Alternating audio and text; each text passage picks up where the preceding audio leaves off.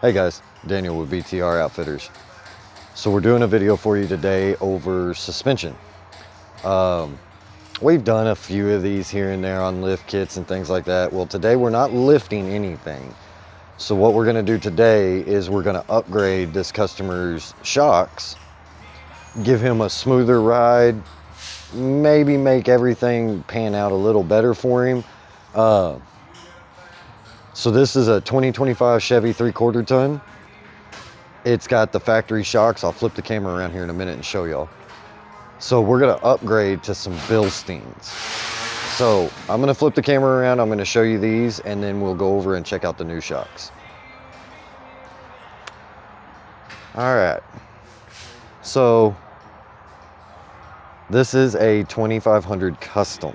So its suspension is lacking. It doesn't, it needs a upgrade. Alright. So as y'all can see, it's just factory, single cylinder, front and rear shocks. Nothing great, nothing crazy. But today, it is definitely getting an upgrade. So we're going to a secondary reservoir shock. These are Bilsteins. So Bilstein is an excellent brand in suspension, shocks, struts. So if you're not wanting to break the bank, but you're wanting an upgrade, this is definitely the way to go. They offer these in a bunch of different vehicles. You don't have to do the secondary reservoir. You can do even just an upgraded, just plain shock. So we will hit more on these as we get going. Shock installs are fairly simple, but I'm going to set y'all up so y'all can take a little peek, see how we do it. Give us 1 second. All right, guys, I got y'all set up. I am going to disconnect the mics because it is going to be super loud. I'm sure my editor will figure out how to put something cool for y'all to listen to while we're doing this. So give us 1 second and we're going to be ready to roll.